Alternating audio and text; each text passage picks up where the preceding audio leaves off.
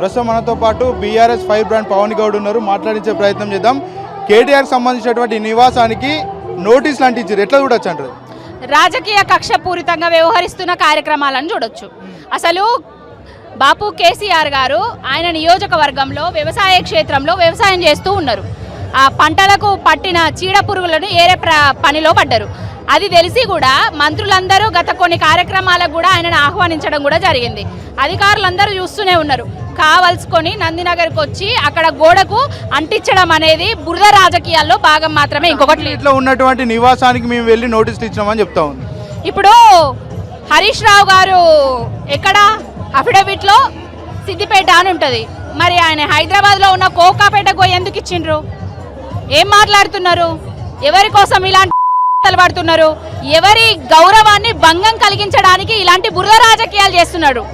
తెలంగాణ తీసుకొచ్చిన నాయకుడిని సావు నోట్లో తలబెట్టి దీని చచ్చుడో తెలంగాణ అచ్చుడో అని నినదించిన నాయకుడిని ఆయన గౌరవానికి భంగం కలిగించే విధంగా చేస్తున్న ప్రయత్నాలు, చిల్లర పనులు, చిల్లర కథలు.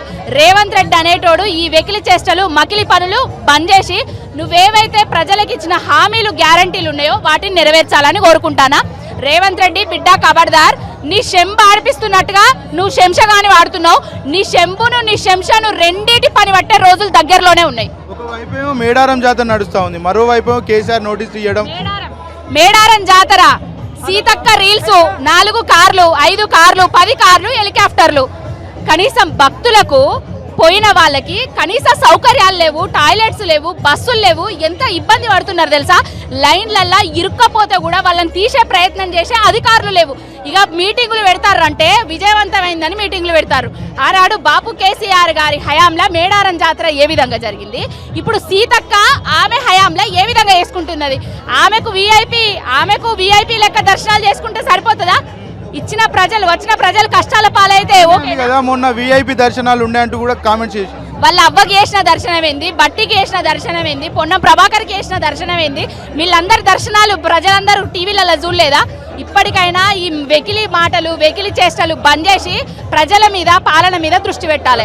ఎన్నలేని విధంగా 250 కోట్లు పెట్టి మరి చాలా ఘనంగా చేసిన ఉత్సవాలు అని చెప్తాం. గతంలో ఎన్ని వందల కోట్లు ఖర్చు పెట్టిండ్రు, ఇప్పుడు ఎన్ని వందల కోట్లు ఖర్చు పెట్టిండ్రు కాదు, ఇప్పుడు ఎన్ని వందల కోట్లు ఖర్చు పెట్టిండ్రు, ఎన్ని వందల కోట్లు మీ జేబుల్లోకి పోయినాయి అనేది చూసుకోర్రి.